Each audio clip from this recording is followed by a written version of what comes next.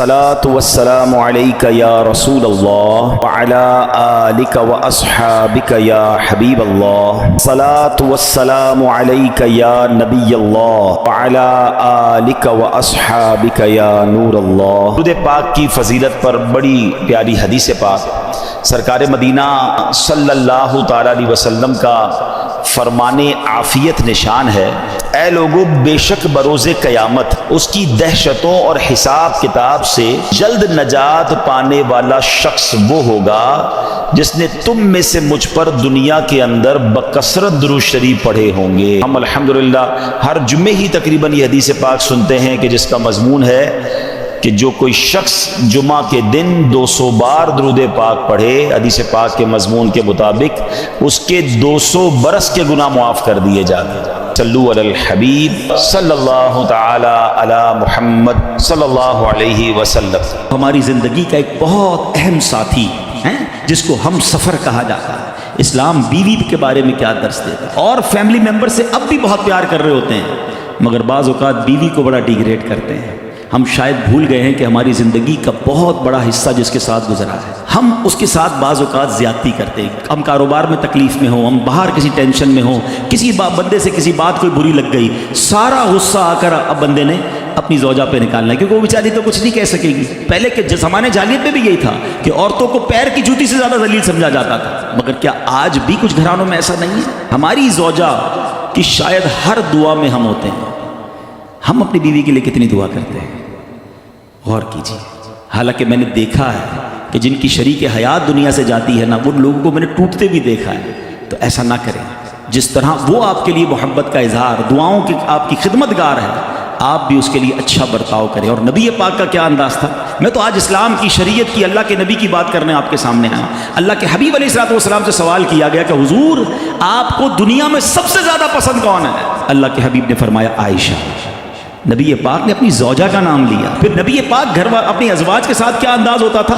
گھر کا سودا سلف لے کے جاتے، کھانے پینے میں ہاتھ بٹاتے، محبت اور پیار کا اظہار فرماتے، سافٹ ماحول تھا گھر کے اندر۔ ہمارے گھر میں ایسا ماحول ہے؟ اسلام سے پہلے مال کے لیے جانوروں اور دوسرے ساز و سامان کے ساتھ ساتھ بیوی کو بھی رہن رکھوا دیا جاتا تھا۔ جیسے پیسے کوئی رہن رکھواتا تھا نا، بیوی بھی ایک مال کی طرح تھی، لوگ گروی رکھوا دیتے تھے اپنی بیوی کو۔ یہ اسلام سے پہلے عورتوں کا حال تھا، بیویوں کا حال تھا۔ اللہ اکبر! اسلام نے نکاح کے ذریعے عورت کو مرد کے آدھے ایمان کا محافظ قرار دے دیا۔ قرآن کہتا ہے وَعَاشِرُوهُنَّ بِالْمَعْرُوفِ، ان سے اچھا برتاؤ کرو۔ اسلام نے بیویوں کے ساتھ اچھا برتاؤ کرنے والے کو سب سے بہترین قرار دیا۔ واقعی عقل مند خواتین اس بیان کو سنیں گی تو وہ جو مسکنسیپشن پیدا کیا جاتا ہے کہ جناب اسلام میں عورتوں کو آزادی نہیں ہے، جناب اسلام میں عورتوں کے لیے گھٹن ہے، اللہ اکبر! ذرا پہلے اسلام سے پہلے کے حالات پڑھو اور اس کے بعد اسلام کے آنے کے بعد عورتوں کو کیا شاندار مقام میرا دین دیتا ہے۔ اللہ کے نبی نے دا بیسٹ لوگوں کی جب مثال بیان کی، بہترین لوگوں کی مثال بیان کی، تو نبی پاک فرماتے ہیں، ترمذی کی حدیث ہے، سب سے بہتر وہ ہے جو اپنے اہل کے لیے بہتر ہو، یعنی اپنی فیملی کے لیے بہتر ہو۔ اور آقا فرماتے سنو میں تم سب سے زیادہ اپنے اہل کے لیے بہتر ہوں۔ نبی پاک سب سے زیادہ اپنی فیملی کے لیے بہتر۔ نبی پاک علیہ الصلوۃ والسلام سے ایک شخص نے پوچھا حضور شوہر پر بیوی کا کیا حق ہے؟ تو آپ نے فرمایا جب وہ کھائے، یعنی شوہر کھائے تو بیوی کو کھلائے، جب لباس پہنے اسے بھی پہنائے، اس کے چہرے پر نہ مارے، اسے بدصورت نہ کہے، اور اگر سمجھانے کے لیے اس سے علیحدگی کرنی پڑے تو گھر میں ہی علیحدگی کرے۔ اللہ اکبر! ایک بار حضرت عمر فاروق رضی اللہ عنہ کی بارگاہ میں، سنیے گا بڑا دلچسپ واقعہ۔ سیدنا عمر فاروق کا کتنا بڑا نام ہے، آپ کے جلال کی، آپ کی عدالت کی مثالیں دی جاتی، بڑے بڑے لوگ آپ کے سامنے تھر تھر کانپتے تھے۔ آپ کا گھر میں انداز کیا تھا کہ ایک شخص آیا کہ میں حضرت عمر کے پاس جاؤں اور بتاؤں میری بیوی جو ہے مجھ سے اس طرح بات کرتی ہے، اور میرا وہ انداز نہیں ہوتا جو شوہر کے سامنے ہونا چاہیے، ہوتا ہے گھروں میں ہو جاتا ہے۔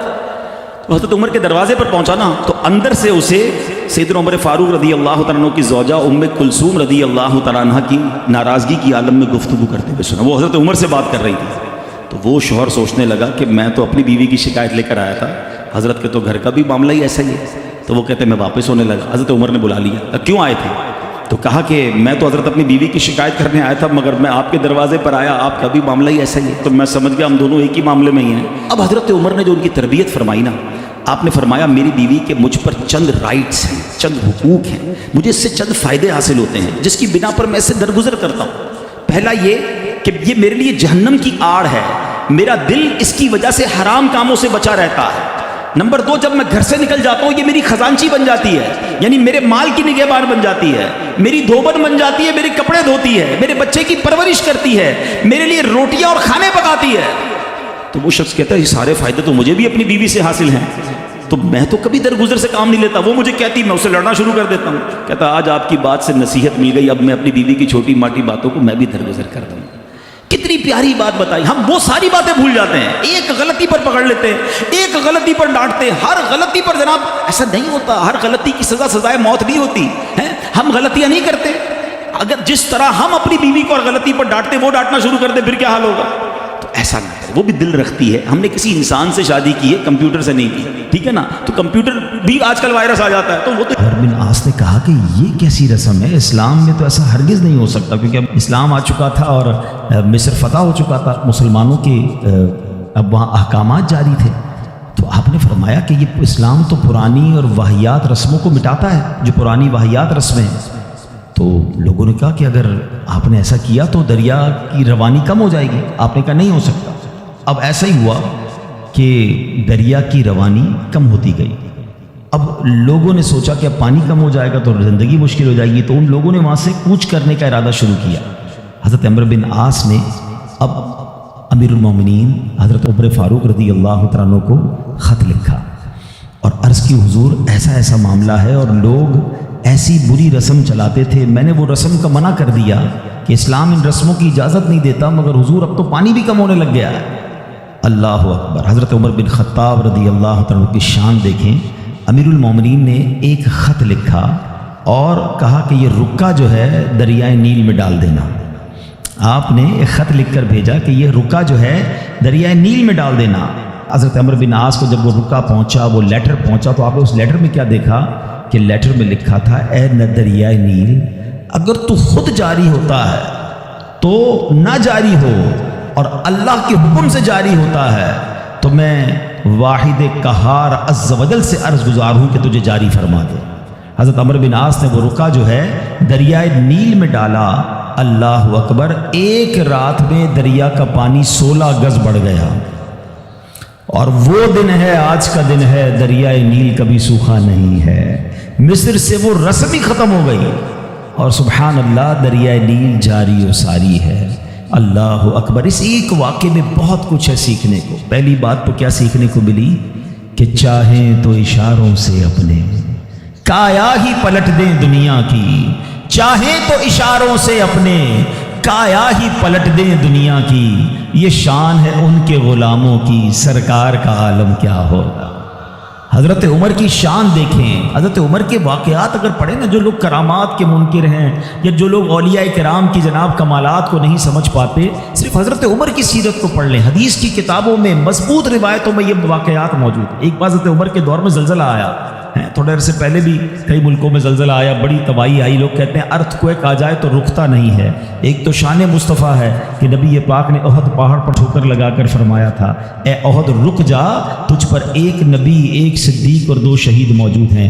آقا نے ٹھوکر لگا کر زلزلہ روکا تھا۔ ایک بار حضرت عمر کے دور میں زلزلہ آیا تھا اور حضرت عمر نے کوڑا نکال کر، درہ نکال کر زمین پر مار کر فرمایا اے زمین رک جا، کیا عمر تجھ پر عدل نہیں کرتا، اور زمین ساکن ہو گئی۔ اللہ اکبر۔ حضرت عمر رکا لکھتے ہیں دریائے نیل کے نام، اور پھر دریائے نیل جاری ہو جاتا ہے۔ تو اے میرے پیارے اسلامی بھائیوں، ایک بات تو یہ پتہ چلی کہ اللہ تعالیٰ جسے چاہے کوئی کمال عطا فرمائے، وہ رب کی عطا ہے۔ یقیناً اگر کسی اللہ کے ولی کے پاس، کسی صحابی کے پاس، کسی نبی کے پاس، ہاں یہ بات یاد رہے کہ انبیاء کے پاس جو کمالات ہوتے ہیں، جو حق کی دلیل کے لیے وہ پیش کرتے ہیں، وہ معجزات ہوتے ہیں۔ اور ایسی بات جو ہماری عقل میں نہ آئے، کسی اللہ کے ولی سے ہو، صحابہ سے ہو، تو اسے ہم کرامات کہتے ہیں۔ تو یہ سب اللہ کی عطا سے ہوتا ہے۔ بہرحال ایک تو یہ پتہ چلی، دوسری بات کیا پتہ چلی کہ اسلام جو ہے وہ کیسی کیسی واہیات رسمیں تھی جس کو ختم اسلام نے کیا، اور عورتوں کا کیسا گھٹیا اور کیسا جس کو آپ کہیں کہ واہیات استعمال تھا کہ جوان لڑکی کو ہر سال تیار کر کے دریائے نیل میں ڈال دیا جاتا تھا، غرق کیا جاتا تھا۔ یہ اہمیت تھی اسلام سے پہلے عورتوں کی۔ اللہ اکبر۔ ایسا دور تھا میرے پیارے اسلامی بھائیوں کہ اگر تھوڑا سا ہم اسلام سے پہلے کے حالات دیکھیں نا عورتوں کے بارے میں، تو حیثیت کیا تھی کہ وہ مردوں کی خواہشات پورا کرنے کے لیے کھلونا تھی۔